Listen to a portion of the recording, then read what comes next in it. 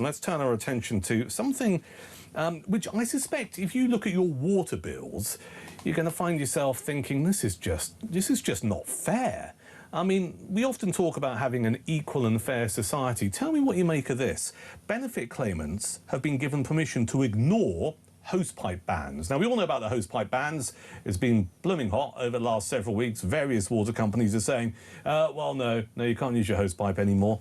There's a story in the Daily Telegraph that's talking about two water companies who have been accused of two-tier policies after allowing families on welfare payments to flout the restrictions. While millions of Southern Water and Affinity Water customers have been under a ban, they can't use their hosepipe since Friday, thousands on a water-shore tariff are exempt. Just so you're fully aware of this, the national tariff caps water bills for low-income households and those who must use large amounts of water for essential needs. Those who use sprinklers or fill ponds and pools are not eligible for the tariff. Applicants must be claiming benefits.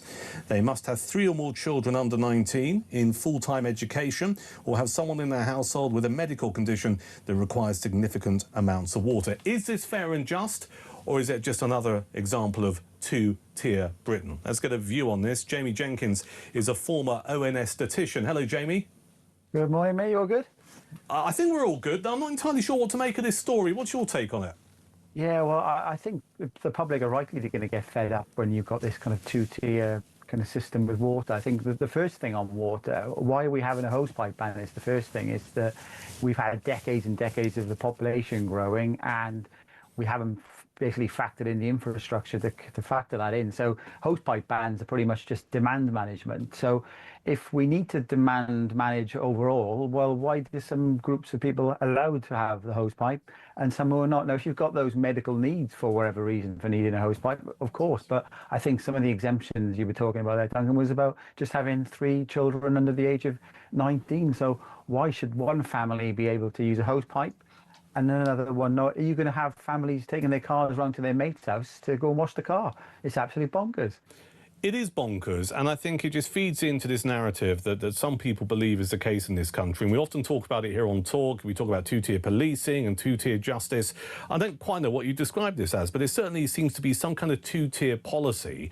And you know, I'm not here to bash people on benefits, but equally, I think if you're paying vast amounts of money for your water to be supplied and being taken away, if you're going to have a hosepipe ban, it needs to apply right across the board, doesn't it?